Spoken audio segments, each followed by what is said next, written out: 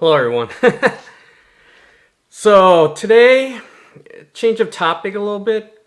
My buddy Norm Cowie, the guy who challenged me into making YouTube videos from the beginning, you can see that in my intro.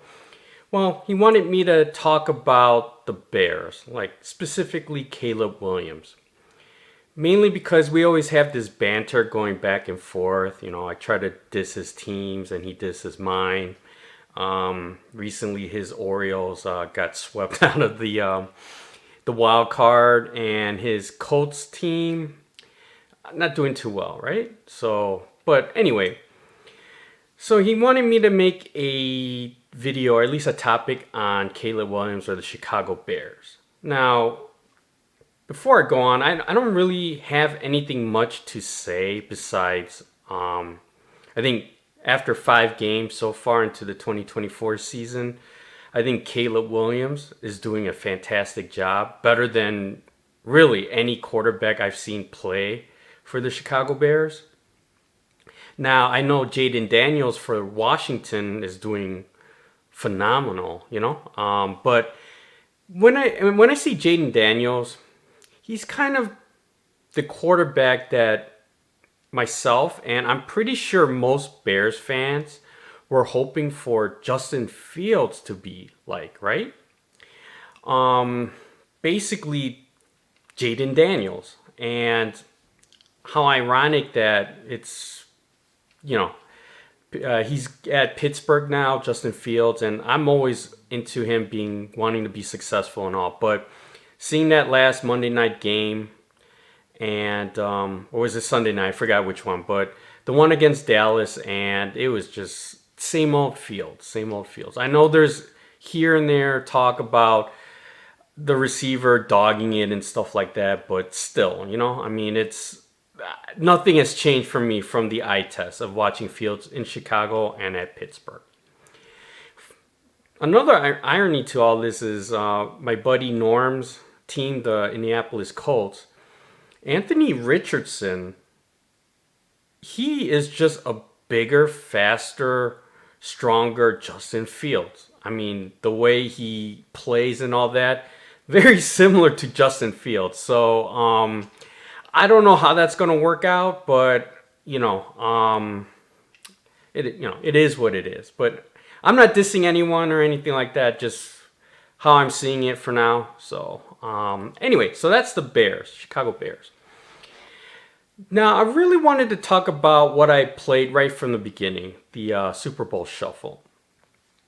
The Super Bowl Shuffle, I don't want to talk about much of its history or anything. You can pretty much look it up, how everything was played out. But everyone thinks of the Super Bowl Shuffle as like a novelty rap song.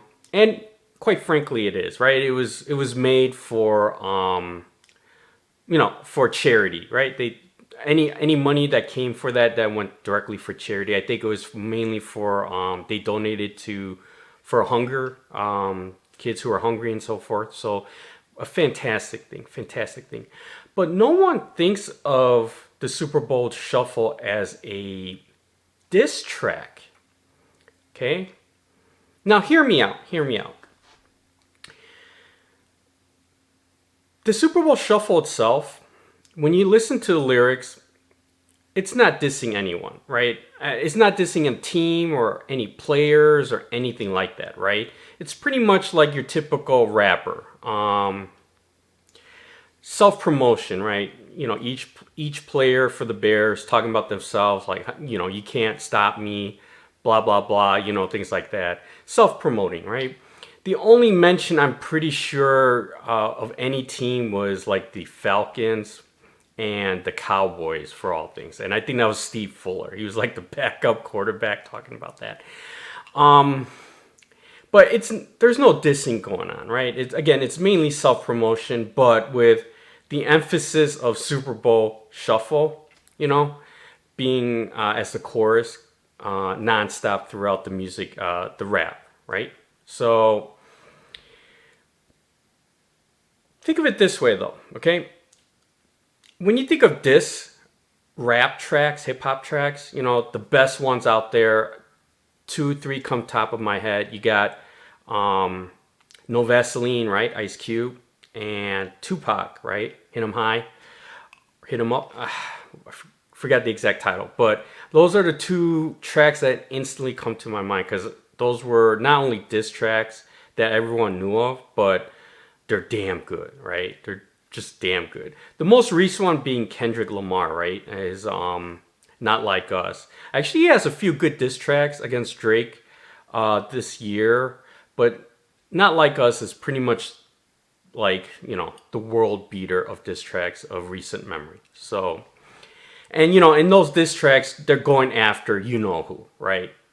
Any way possible, they'll just slam that rapper or whatever, whoever they're trying to slam. Okay. And again, the Bears Super Bowl Shuffle was not that. You don't hear any lyrics that were explicit like that when you think of a diss track. However, think of this. Okay, so this Super Bowl Shuffle music video, the rap and the video, right, was made, I think, in first week of December. Okay, basically still middle of the season. Well, tail end, the last third of the season or so, right? Not the playoffs, not the Super Bowl, okay? Not after the fact either, okay? This is still in the regular season. Coming off a loss to Miami, their only loss that year, the 1985 Bears, their only loss coming to the Miami Dolphins, right? And right after that, they basically went and made this music video, Super Bowl Shuffle. And, for all the hubris and all that, it's just pretty amazing they did that. Okay, number one, all right, first of all. And, when you think about that, that's just insane. Regardless how you want to spin it for like, oh, this is for charity, they're doing good things, this is not a diss, anything like that. Putting out a video, music, hip hop album, like a song like that, at that time, it's just straight out ballsy, hands down. I mean, it's just, you just don't do that. And I know there are a lot of other NFL teams and maybe just sports teams in general that would either do some type of music song, a track, or a music video. I'm pretty sure there's one or two, from what I understand, that came before and a bunch that came after the Bears Super Bowl Shuffle, but nothing in the realm like the Super Bowl Shuffle, right? I mean, those teams that did it, either the song was not a hit, I never heard of it, it's probably just a hit locally. It's not the teams didn't either win the Super Bowl or the championship or didn't even make the playoffs. And there's some one-offs like self-promoting, like the Icky Shuffle, it's not a team base or anything like that, right? So the thing with the Chicago Bears Super Bowl Shuffle, not only did it come out at that time, but that song is actually damn good if you think about it in its own right. When you think about the song, the lyrics, everything for hip hop, especially coming out in 1985, it's actually a damn good hip hop song, hands down, okay? I mean, it was even nominated for a Grammy from what I understand. It lost to Prince, but still, I mean, just getting a nomination for a Grammy Award is damn impressive. That already tells you how good the song is, right? At least from a popular standpoint. It wasn't just local. It was nationwide, okay? The whole country knew about this song, okay? Whether or not they wanted to play it is another thing. Like Green Bay, I can get they're not wanting to even consider playing a song like that. I get it, but, everywhere else, from what I understand, it was played quite a bit. It was very popular. So now, the Bears, obviously, after that hip-hop song, Super Bowl Shuffle, they just basically ran the table, right? Ran the table and in just dominating fashion through the playoffs, basically shutting out pretty much everyone, to the Super Bowl, just destroying the Patriots. I mean, okay, first of all, they obviously they backed it up, right? They backed up everything they basically said about Super Bowl in that video, the music video, in their play. Hands down, one of the greatest things ever. And I think that's one of the reasons it's very underrated. When people talk about the 1985 Bears all the time, usually they mention that because, first off, it's the only recent Super Bowl victory by the Bears, right? Second of all, most people consider that 1985 Bears team the best single season NFL team in history. Personally, no doubt about it, but true. I mean, it's just when you think of best single season teams of all time, you have to put the 85 Chicago Bears. You just can't deny it. But what made that team great? And too bad I didn't experience it at all, but from what I understand, I grew up during the Michael Jordan Chicago Bulls, especially that second three-peat with Dennis Rodman. When he came that first year, and pretty much in the third year of the second three-peat, when news that Michael Jordan may retire and so forth, to me that was just a media. Everyone was just talking about nonstop. Michael Jordan, the Bulls, and so forth. It was just a ruckus. I mean, it was awesome. They got all that popularity and everything. But people who I knew that lived through both, experienced both the 85 Bears and the Chicago Bulls, they say nothing really compared to that 85 season from just that everyone was into it. Nonstop talk. Everywhere in the country and maybe even outside the country was actually following the Bears because first of all, that team was great. Everyone could see it right off the bat. I mean, I think it started from 84. Everyone knew they were up and coming and for real.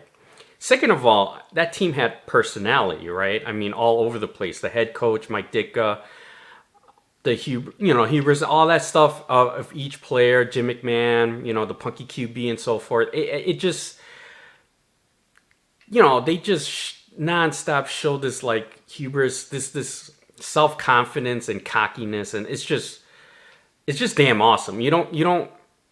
It's a team that you either hate them or love them, but if anything you want to watch it because it's kind of fun to watch, right? The third thing though, to me, besides all that and winning the Super Bowl, of course, but is the music video, right? It's this one. So the Super Bowl Shuffle, okay? Amazing, okay? Who the heck does this? I mean, who does this? You got all this plus, a damn good music video coming out and everything like that. That's what made that team in that year so special. And I don't think anyone can come close to it in terms of that, all that put together. You won't find it. I mean, can you think of any other team that would, do this kind of thing like the 85 Bears? No, I've never seen anything like that afterwards, or if I recall, I don't know. Maybe there are teams around that time or before, but nothing like that. I've never seen anything like that. Even how good the team is, and for sure, let's say Kansas City Chiefs with Patrick Mahomes going for that third, Super Bowl right now. You're not going to get this kind of stuff, right? I guess personality is one thing as well, but I mean, they're not going to be as arrogant or anything and create our Super Bowl Shuffle video, things like that, and rap over it. You're not going to do that, right? But here's the thing. Outside of all that, to me, this Super Bowl Shuffle, okay, is not just a novelty rap. It is from the beginning, but at the end of the day, when you call it like it is, it's a total diss track, okay? Again, not even the playoffs. You're still the last third of the regular season, coming off a loss from Miami, making this video, talking about the Super Bowl, okay? And just dominating all the way through and actually winning the Super Bowl, and just no one can touch you, right? To me, because of that, the Super Bowl Shuffle just not only is it just a novelty, but it just dissed every NFL team and fan base outside of the Chicago Bears. Absolutely. They didn't do this after they won. They did not do this after they won. They did not do this during the playoffs. They did not do this, going up to, oh, hey, we made the Super Bowl. Let's make a video now. No, they did this way before. I mean, they knew it. The Chicago Bears, 1985, they knew it. They knew they're going to win it. No one's going to stop them. And they're just telling the world from a novelty rap video perspective that, hey, we're fucking better than you. There's nothing you can do about it. And we're going to let the world know in this video. And to me, this is the most ultimate diss track, hip-hop diss track of all time for a sports thing. Nothing can compare to it.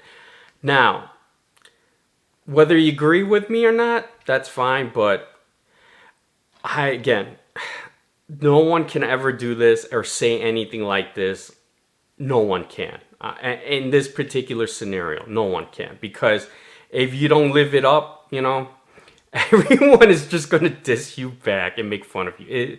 It is what it is. So, to me, the Super Bowl Shuffle by the Chicago Bears never gets mentioned as a diss track, but it should. And to me, it's because of the scenario and everything leading up to the Super Bowl Shuffle and everything afterwards. It's the ultimate diss track of all time. Okay? Hands down. I don't care what anyone says, but no one does this. No one does this. Only the 1985 Chicago Bears. That's all I've got to say. Let me know what you think. All right, bye.